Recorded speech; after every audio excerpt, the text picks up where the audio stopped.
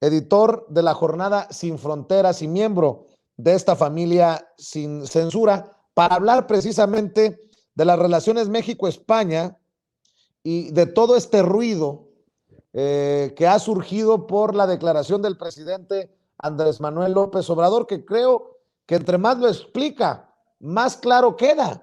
¿Por qué?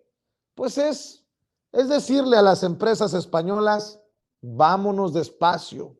Es decirle al gobierno de España, sus empresas, las empresas de españoles, piensan que todavía somos tierra de conquista y la cosa ya cambió. Mi querido Jaime, te saludo con mucho gusto. ¿Cómo te va?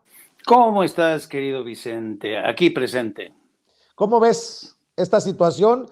El presidente ya dejó claro que habla de irse calmado por todo lo que ha significado el saqueo de empresas españolas y no ruptura de relaciones. Pero pues hay unos que buscan ponerse el saco, hay otros que quieren ponerle el saco a alguien y hay otros más que quieren ver sangre siempre. Mira, a mí me llamó poderosamente la atención que un importante grupo de académicos, intelectuales orgánicos saltaran hoy para señalar que esto es una exageración, que cómo puede ser posible. Y entonces tú dices, ¿qué pasa, no? ¿Por qué realmente hacen tanto escándalo? ¿Por qué quieren sacar la pelota del estadio? Si lo que está ocurriendo es que, como tú bien dijiste, y como ha dicho el presidente, no se han dado cuenta que las cosas han cambiado hoy. Mira, yo creo que a lo mejor vale la pena hacer algo de recuento de lo que ha sido la historia. Tú sabes que yo fui corresponsal en España durante 14 años, o sea que me conozco muy bien la historia de España. Cuando España ingresa al Mercosur Europeo, se convierte en un país que comienza a cobrar importancia, recibe importantes fondos de la Unión Europea, se robustece la economía, las empresas, y es entonces cuando las empresas, las compañías españolas dicen, no, hay que invertir, hay que lanzarnos a la reconquista de América. Bueno, pero antes que esto sucediera, ¿qué es lo que pasó? Que estas empresas empezaron a acumular un poder increíble en España. Entonces, empresas eléctricas, empresas como Repsol, empezaron a cobrar una importancia tal que incluso superpusieron su poder, incluso se hicieron más poderosas que el poder político, se convirtieron en las nuevas mandamás. Y aquí quisiera a nuestra querida Ceci que ponga un video. Antes te voy a platicar de qué se trata rápidamente. Quien habla es una entrevista que le hacen a Julio Anguita, el líder de Izquierda Unida que ya falleció.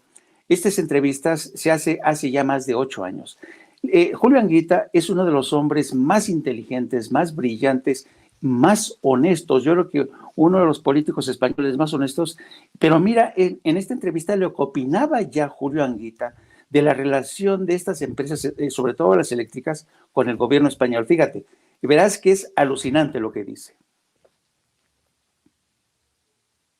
También le quiero preguntar por la carestía de la vida, y se lo digo porque en estos días es noticia cómo parece ser que gobiernos y eléctricas han llegado a un acuerdo para la enésima subida de la factura de la luz. La electricidad se ha encarecido un 60% en los últimos 5 años. A esto hay que sumar esos impuestos, que no solo no bajan, como prometió el gobierno, sino que suben. ¿Qué le parece?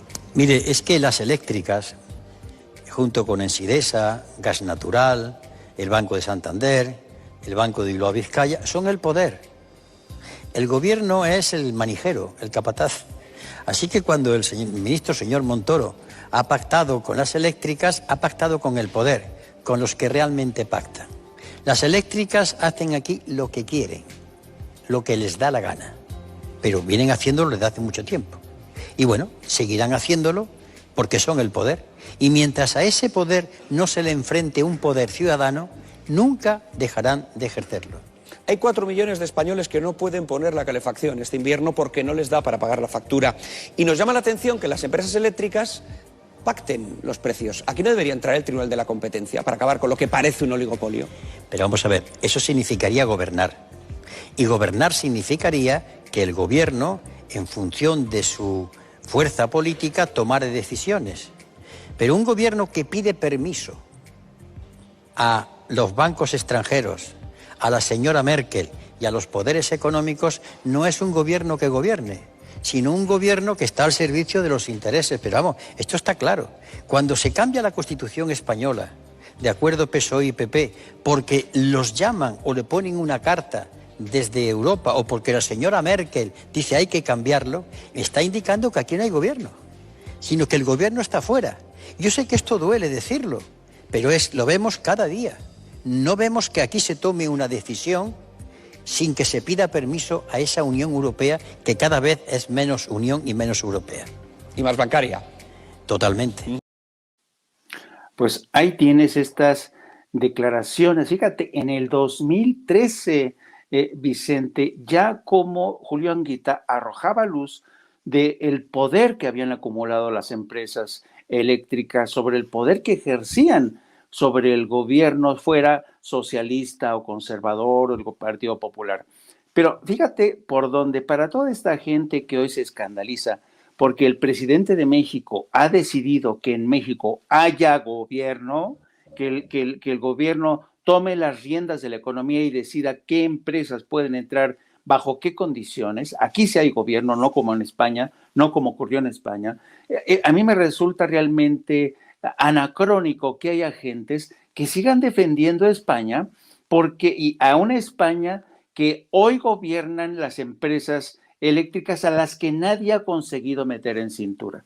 Bueno, si eso no basta, te voy a leer solamente un párrafo de lo que escribió en el 2006, fíjate desde cuándo, desde el 2006, un gran amante de las relaciones entre México y España, el gran historiador Miguel León Portilla, un gran hombre que amaba profundamente a México y España, pero a pesar de ello, fíjate lo que ya decía desde el año 2006 Miguel León Portilla, con una visión, con un texto bastante visionario. Fíjate, parece que lo escribió hoy. Fíjate lo que dice. Grandes empresas españolas tienen hoy día puesto el pie en México y el resto de Iberoamérica.